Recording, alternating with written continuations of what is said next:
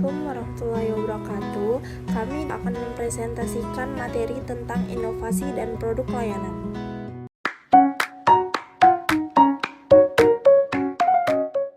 Adapun pengertian dari inovasi produk. A. Pengertian inovasi produk adalah objek yang sangat vital yang mempengaruhi keberhasilan perusahaan dalam mendatangkan tingkat keuntungan atau laba yang akan tetap menjaga aktivitas operasional dan kesehatan keuangan perusahaan.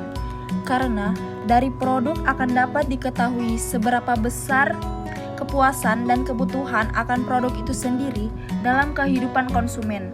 Dari definisi di atas dapat disimpulkan bahwa produk merupakan sesuatu yang menjadi daya tarik perusahaan yang ditawarkan kepada konsumen untuk mencapai tujuan perusahaan. Inovasi sebagai perubahan organisasi menghadapi persaingan yang semakin kompetitif menuntut perusahaan untuk mencari solusi baru dalam strategi perusahaan demi mempertahankan kelangsungan hidup perusahaan.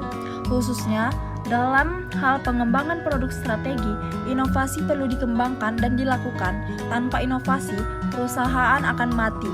Sebaliknya, perusahaan yang melakukan inovasi secara terus-menerus. B. Tujuan inovasi produk. Tujuan perusahaan untuk melakukan inovasi produk adalah untuk mempertahankan kelangsungan hidup perusahaan karena produk yang telah ada rentan terhadap perubahan kebutuhan dan selera konsumen, teknologi, siklus hidup, produk yang lebih singkat, serta meningkatnya persaingan domestik dan luar negeri. Inovasi produk merupakan cara meningkatkan nilai sebagai sebuah komponen kunci kesuksesan sebuah operasi bisnis yang dapat membawa perusahaan memiliki keunggulan kompetitif dan menjadi pemimpin pasar.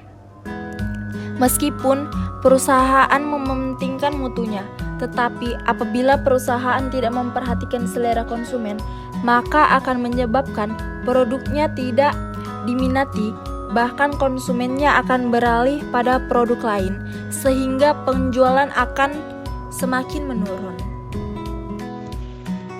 C. Tipe inovasi produk. Menurut Kotler dan Best, dalam aulia pendekatan-pendekatan mengenai pengembangan produk baru yang didasarkan pada asumsi pasar tetap, yaitu yang pertama, inovasi berbasis modulasi. Inovasi berbasis modulasi melibatkan pengubahan suatu karakteristik dasar pada produk atau jasa dengan menaikkan atau menurunkan karakteristik tersebut secara umum mengacu kepada karakteristik fungsional atau fisik. Dalam inovasi modulasi bahwa karakteristik dasar dari produk perlu ditingkatkan dan diturunkan. Yang kedua, inovasi berbasis ukuran. Inovasi berbasis ukuran adalah peluncuran produk baru ke pasar tanpa mengubah apapun kecuali volumenya. Yang ketiga, inovasi berbasis kemasan. Sebuah produk dikemas dapat mengubah persepsi konsumen mengenai manfaat, fungsi, atau alasan konsumsi dari produk atau jasa. Yang keempat, inovasi berbasis desain. Inovasi berbasis desain adalah inovasi di mana produk, kontainer, atau kemasan dan ukuran yang dijual sama, tetapi desain atau penampilannya dimodifikasi. Yang kelima, inovasi berbasis pengembangan bahan komplementer. Inovasi berbasis komplement melibatkan penambahan bahan-bahan komplementer atau layanan tambahan atas produk atau jasa dasar. Yang keenam, inovasi berbasis pengurangan upaya. Inovasi berbasis pengurangan upaya tidak merubah produk atau jasa, tetapi menaikkan ukuran dari pasar. Inovasi semacam ini menaikkan nilai dengan menurunkan penyebut, bahan menaikkan pembilang. Menurut Kotler, ada 6 golongan produk baru antara lain. Yang pertama, produk baru bagi dunia, yaitu produk baru yang menciptakan suatu pasar yang sama sekali baru. Yang kedua, lini produk baru, yaitu produk baru yang memungkinkan perusahaan memasuki pasar yang telah mapan untuk pertama kalinya. Yang ketiga, tambahan pada lini produk yang telah ada, yaitu produk-produk baru yang melengkapi suatu lini produk perusahaan yang telah mantap, seperti ukuran, kemasan, rasa, dan lain-lain.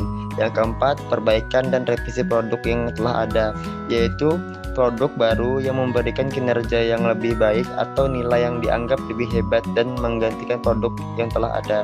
Yang kelima, menentukan kembali posisi yaitu produk yang telah ada diarahkan ke pasar atau segmen pasar baru.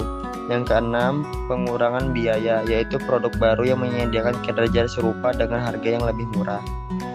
D. Indikator inovasi produk. Menurut Kotler Armstrong ada 3 indikator inovasi produk, yaitu kualitas produk, varian produk, serta gaya dan desain produk. Yang pertama, kualitas produk. Kemampuan suatu produk dalam melakukan fungsi-fungsinya yang meliputi daya tahan, kehandalan, dan ketelitian yang dihasilkan. Yang kedua, varian produk. Sarana kompetitif untuk membedakan produk satu dengan yang lain atau antara produk yang dimiliki dengan produk pesaing. Yang ketiga, gaya dan desain produk. Cara lain dalam menambah nilai bagi pelanggan, gaya hanya menjelaskan penampilan produk tertentu, sedangkan desain memiliki konsep yang lebih dari gaya. Perbandingan inovasi dengan produk yang sudah ada. Perbandingan antara inovasi produk dan layanan yang sudah ada dengan yang baru memungkinkan kita untuk mengidentifikasi keunggulan dan kelemahan masing-masing. Ini penting untuk membantu perusahaan atau pengembang produk memutuskan apakah mereka harus terus meningkatkan produk atau layanan yang sudah ada atau memperkenalkan produk atau layanan baru. Keunggulan inovasi produk atau layanan yang baru. Yang pertama, penyediaan solusi yang lebih efisien atau efektif untuk memenuhi kebutuhan konsumen. Yang kedua, penawaran fitur atau fungsionalitas baru yang belum tersedia sebelumnya, meningkatkan nilai tambah produk dan layanan. Yang ketiga, pengurangan biaya produksi atau pengoperasian, sehingga meningkatkan profitabilitas. Yang keempat, peningkatan keamanan, kenyamanan, atau kualitas produk atau layanan yang dapat meningkatkan kepuasan konsumen. Inovasi produk atau layanan baru juga dapat memiliki beberapa kelemahan, seperti yang pertama, tingginya resiko kegagalan atau penerimaan pasar yang rendah karena konsumen mungkin enggan beralih dari produk atau layanan yang sudah dikenal. Yang kedua, biaya pengembangan dan pemasaran yang tinggi untuk memperkenalkan produk atau layanan baru ke pasar. Yang ketiga, kurangnya pengetahuan atau pengalaman yang memadai dengan mengelola atau mendukung produk atau layanan baru. Yang keempat, potensi untuk mengganggu operasi atau keberlanjutan produk atau layanan yang sudah ada jika perusahaan tidak mampu mengintegrasikan inovasi baru secara efektif. Dengan mempertimbangkan keunggulan dan kelemahan dari inovasi produk atau layanan yang ada dengan yang baru, perusahaan dapat membuat keputusan yang lebih terinformasi tentang apakah mereka harus memperbaiki produk atau layanan yang sudah ada atau mengembangkan sesuatu yang baru. Hal ini juga dapat membantu mereka dalam mengurangi resiko dan meningkatkan peluang kesuksesan pasar. Selanjutnya, minat beli konsumen. Pertama, pengertian minat beli. Minat beli adalah perilaku yang muncul sebagai respon terhadap objek, atau juga merupakan minat pembelian ulang yang menunjukkan keinginan pelanggan untuk melakukan pembelian.